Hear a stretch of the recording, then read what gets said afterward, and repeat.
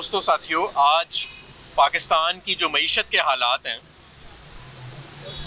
उसके ऊपर गुफ्तगू हमें करनी चाहिए, क्योंकि अगर आज हमने इसके ऊपर गुफ्तगू ना की तो मैं आपको गारंटी करता हूँ कि 2 महीने के बाद ना सियासत पे गुफ्तगू हो रही होगी, ना आर्मी चीफ पे गुफ्तगू हो रही होगी।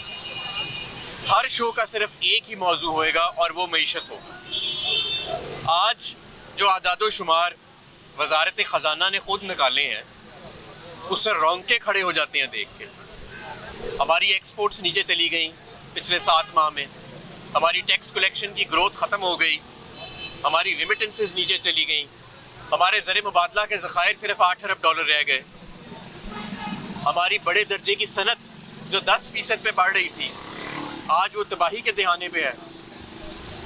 और जो सबसे बड़ी चीज़ है फाइनेंसिंग गैप उसे कहते हैं कि जो रकम आपके मुल्क को दिवालिया होने से बचने के लिए चाहिए, इस वक्त उसका अगर तखमीना लगाया जाए तो वो कम से कम 10 अरब डॉलर और ज़्यादा से ज़्यादा वो 20 अरब डॉलर के दरमियान पाई जा रही है। जो तमाम तज्जिया निगार है वो कह रहे हैं कोई छोटी रकम नहीं है। और जो सबसे इसमें भी तशवीश की बात है कि जो मौजूदा हुकूमत मुसल्लत हुई बैठी है, जिसकी कतन कोई दिलचस्पी नहीं है मईशत को चलाने में, मुल्क को चलाने में, जो सिर्फ और सिर्फ अपने केस ख़त्म करने में और इदारों को मैनेज करने में, अपने लोगों को लगाने में मसरूफ़ रही है, उनका माशी बहाली के लिए कोई प्लान, माशी बहाली के लिए क्या, माशी रेस्क्यू के लिए आज कोई प्लान कौम के सामने मौजूद नहीं है। हमने ये फाइनेंसिंग गैप कैसे फिल करना है कोई पता नहीं है।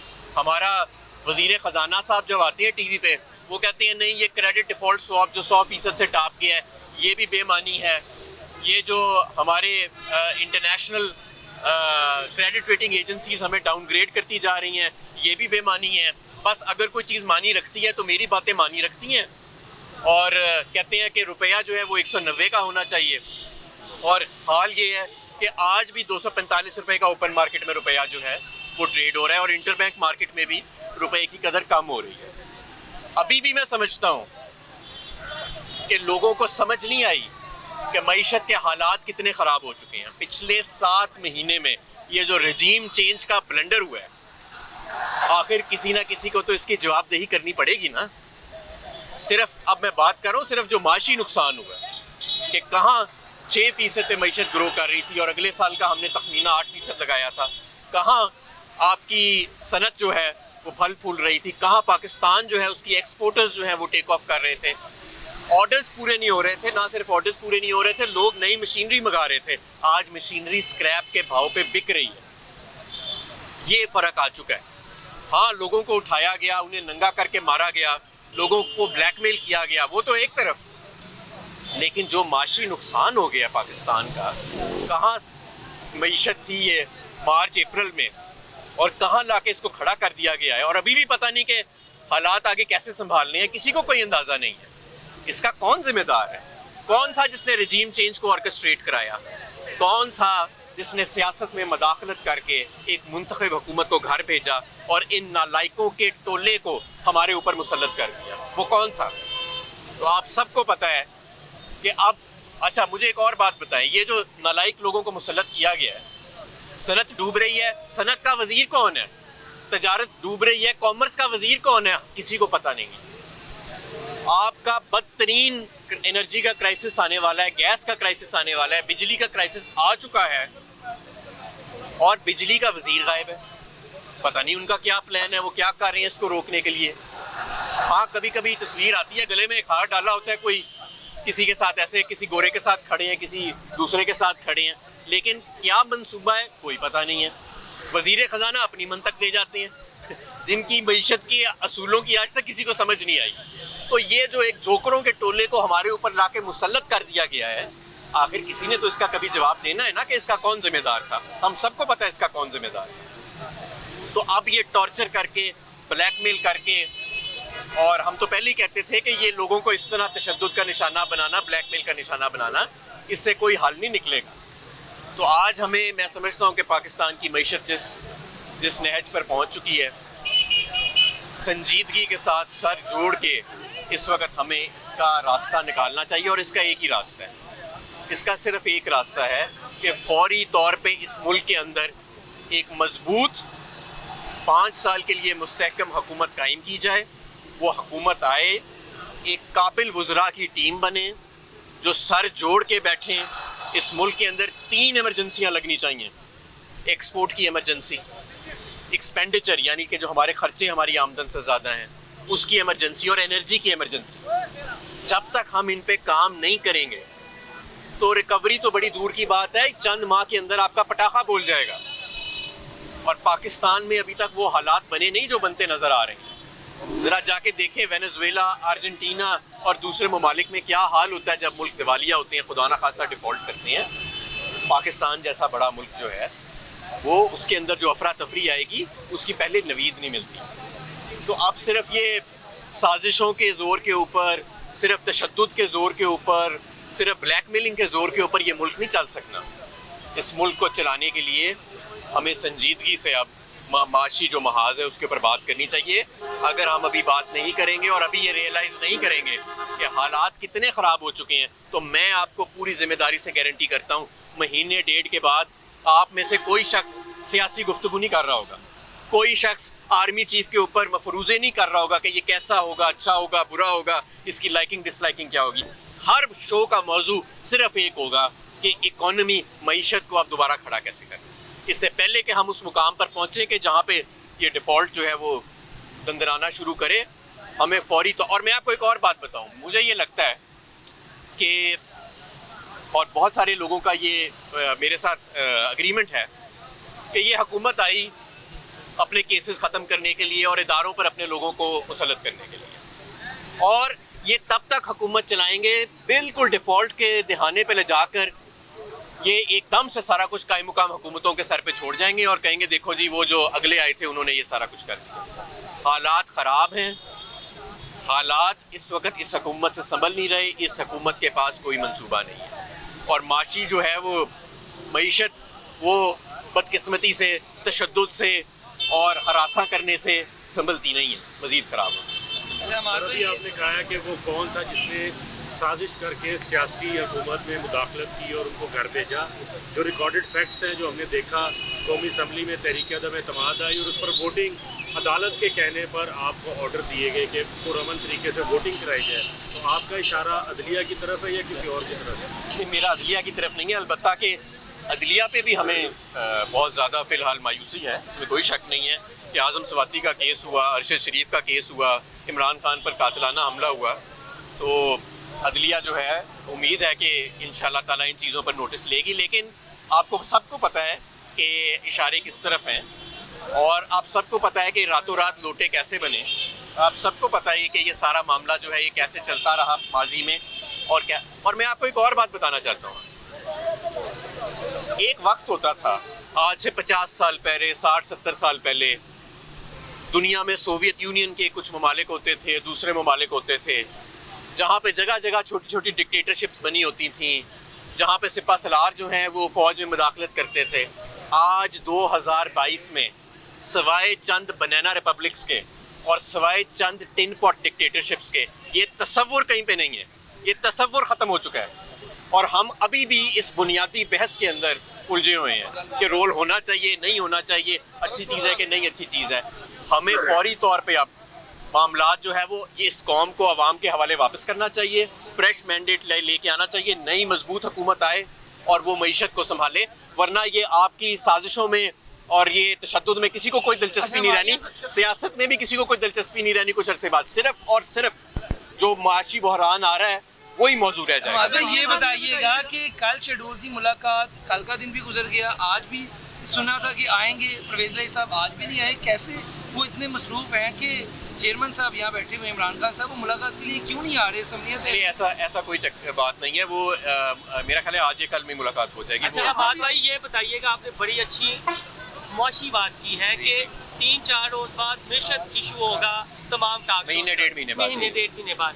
DGISI की प्रेस कॉन्फ्रेंस आपको याद होगी, उन्होंने एक जुमला बोला था, जब मैं तैनात हुआ, मेरा नोटिफिकेशन हुआ, मुझसे पूछा गया पाकिस्तान का सबसे बड़ा मसला क्या है, ISI, DGISI। तो मैंने कहा मिशन, तो उस वक्त के वज़ीर आज़म ने कहा नहीं एहतसाब। अब आप बात कर रहे हैं मीशत, अब DGISI ठीक निकले हैं या वो उन्होंने ये चीज़ें एक दूसरे से मुख्तलिफ नहीं है। हाँ। देखें, हमारी मईशत बिल्कुल ठीक जा रही थी, बल्कि हमारी मईशत की तारीफें दुनिया के जरीदे कर रहे थे, ठीक है। कोविड के दौरान भी फैसला हुआ या पता नहीं क्यों साजिश की गई कि इस के चोरों को लाके मुसल्लत कर दिया जाएगा, और चोरों ने क्या किया, उन्होंने मईशत नहीं चलाई, उन्होंने अपने केस ख़त्म किए, मईशत भी तबाह हो गई, क्योंकि मईशत की तरफ तो नज़र ही किसी की नहीं है। मुझे बताएं पिछले 7 महीने में कोई मंसूबा, कोई रिकवरी, कोई रिफॉर्म मेजर हमारे सामने आया हो। वो जो उठ के तकरीरें करते थे कि मुझे पर्ची दे दो जी, मैं बताता हूँ गैस कैसे सस्ती करनी है, मैं बताता हूँ LNG कैसे खरीदना है, वो किधर गए हैं वो सारे लोग? उसमें तो बड़े सहाफ़ी भी थे, किधर गए हैं आज? वो नज़र नहीं आते। तो मैं आपको ये बता रहा हूँ कि ये जो मईशत की तबाही हुई है, इसमें बहुत बड़ा किरदार जो NRO 2 दिया गया है पिछले 7 माह में। पिछले 7 माह में इस मुल्क में किसी को शक नहीं होना चाहिए, NRO 2 दिया गया है, और आवाज़ों को बंद रखने के लिए बदतरीन तशद्दुद, बदतरीन ब्लैकमेल। और अभी भी आज़म स्वाति को आप देखें ना, उस बेचारे का क्या कसूर है? इस वक्त तो पूरी कौम को आज़म स्वाति के साथ खड़ा होना चाहिए, सब इदारों को आज़म स्वाति के साथ खड़ा होना चाहिए।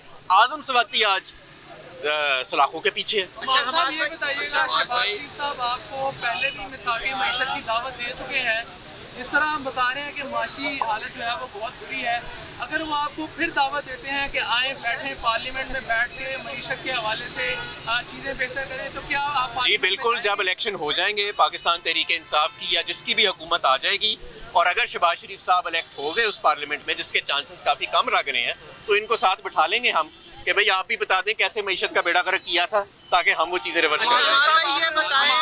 ये बताएं कि 3 साल तक पाकिस्तान तहरीक इंसाफ की हुकूमत और उनका पेज एक रहा, सारे मामला बेहतरीन चलते रहे। क्या वजह है कि जिस वजह से आपका वो पेज फटा, आप लोग वो बताने से कासिर हैं?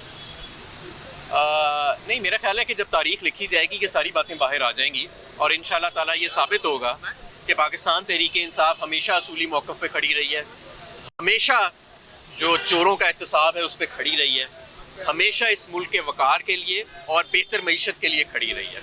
अगर किसी का कोई और एजेंडा था तो इंशाल्लाह ताला वो तारीख में बातें सारी आ जाएंगी, तारीख खामोश नहीं रहती। अच्छा हमाद भाई ये बताएं कि आपकी 3 साल हुकूमत रही है, आज आपको अदलिया से शिकवा हो गया, निज़ाम अदल को दुरुस्त किसने करना था? आपको 90 दिन में हालात बेहतर करने के दावे करके आए थे, मदीना की रियासत भी बनानी थी, तो आम आदमी को अगर इंसाफ नहीं मिला तो 3 साल में तो तहरीक इंसाफ क्या गिरेबान? नहीं, इसमें कोई शक नहीं। मैं समझता हूँ कि हमें अदालती निज़ाम के रिफॉर्म्स के लिए, जुडिशल रिफॉर्म्स, लीगल रिफॉर्म्स के लिए हमें ज़्यादा मेहनत करनी चाहिए थी, इसमें कोई शक नहीं। मैं समझता हूँ हमें FBR के सिस्टम को ओवरऑल करने के लिए ज़्यादा मेहनत करनी चाहिए थी, ज़्यादा बोल्ड मेजर्स लेने चाहिए थे, लेकिन बहुत सारा कुछ हमने किया भी।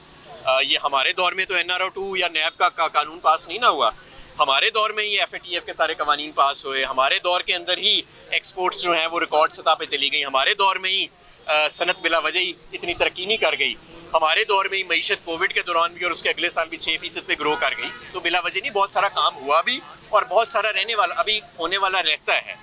लेकिन बात यह है, देखें, जब आप एक इतनी बड़ी साजिश के ज़रिए पूरा निज़ाम उल्टा देंगे NRO 2 देने के लिए चंद लोगों को, और वो लोग NRO 2 तो ले लेंगे लेकिन मुल्क की मईशत का पट्टा बिठा देंगे, तो फिर हालात तो यही होंगे। अब भी वक्त है, मैं ये समझता हूँ, एक वक्त आता है माशी मैदान में जब आपके पॉलिसी टूल्स इनफेक्टिव हो जाते हैं। अभी वो टाइम नहीं आया, वो टाइम लेकिन आ जाएगा, क्योंकि दिन ब दिन लोगों को नज़र आता जा रहा है कि इस मईशत के कोई पैर नहीं है। और अगर अच्छा मुझे ये बता दें ना, चले जी इन्हीं लोगों को रखना है, इन्हीं चोरों को मुसल्लत रखना है, उसके लिए पॉलिटिकल इंजीनियरिंग भी करनी है, उसके लिए हर चीज़ करनी है, PTI को लोगों पर तशद्दुद भी करना है, सहाफ़ियों को सब कुछ करना है, तो मुझे बता दें कि इनका प्लान क्या है। खुदारा इस अवाम को, इस वोटर को इतनी तो तसल्ली दे दें कि जनाब वज़ीर ख़जाना साहब, वज़ीर तवानाई साहब, वो बता दें कि हमारा प्लान क्या है। और वज़ीर तजारत और वज़ीर कॉमर्स से सिर्फ इतनी गुजारिश है कि अपना नाम ही बता दें आके TV के ऊपर कि आप लोग हैं कौन, सारा दिन करते क्या हैं, आपकी मसरूफियत क्या रहती है, तजारत और इंडस्ट्री तबाह हो गई। आप दोनों हजरात जो हैं वो हैं कौन, अपनी शक्ल ही दिखा दें। अच्छा मां साहब ये बताएं कि जो परवेज है सबसे जो मुलाकात नहीं हो पा रही इमरान खान साहब की, उसकी वजह मोनोसलाई तो नहीं है कि मोनोसलाई का इंतजार कर रहे हैं कि मोनोसलाई के बगैर इमरान खान साहब परवेज से नहीं मिलना चाह रहे, और सुना है कि वो उन्हीं से बात करना चाह रहे मोनोसलाई से। नहीं ऐसी बात नहीं है। मोनसलाई साहब बहरहाल हमारे लिए बड़े काबिल एहतराम हैं और पाकिस्तान मुस्लिम लीग काफ का वो एक बड़े अहम रुकन है। अगर वो भी परवेज़ इलाही साहब के साथ आएँ तो ज़ाहिर है बेहतर होगा, लेकिन परवेज़ इलाही साहब एक वज़ादार आदमी है। मेरा नहीं ख्याल कि वो अपना बयान दे के ऐसे पीछे हटने वाले हैं। आज भी उनका जो पैगाम आया है वो अपने बयान पे कायम है और इमरान खान साहब के साथ। भाई ये बताइएगा, आपने कहा कि तारीख जो लिखेगी उसको सारी दुनिया याद रखेगी। अगर तारीखदान ये लिखते कि रजीम चेंज से पहले जनरल बाजवा बड़े मुहिब वतन थे, वो बहुत बहादुर थे, सिपा सलार थे, और अगर तारीखदान ये भी लिखते कि इमरान खान ने उनको ताहयात एक्सटेंशन की ऑफ़र की थी, तो वो तारीख आप मान लेंगे? देखिए तारीख लिखे लेकिन बहुत सारी चीज़ें उसमें लिखी जाएंगी। ज़ाहिर है हमारा मौक़िफ़ भी उसके सामने आएगा। और देखें जो आर्मी चीफ़ होता है उसके साथ ज़ाहिर है कि तमाम लोग जो हैं वो चलते हैं। आर्मी चीफ़ हमने तो नहीं नॉमिनेट पहले किया था, किसी और ने नॉमिनेट किया था। जब हम आए हमने बेहतरीन ताल्लुकात मेंटेन रखने की कोशिश की, और मैं समझता हूँ कि कुछ देर तक तो उन्होंने काम के अंदर मदाखलत या ऐसी कोई मामलात किए भी नहीं थे। बाद में जाके मुझे नहीं पता क्या हुआ। सर दोबारा हुकूमत मिली तो NRO 2 जो देने वालों को आप सज़ा या कटहरे में लाएंगे या इस NRO 2 के फीते कर देंगे।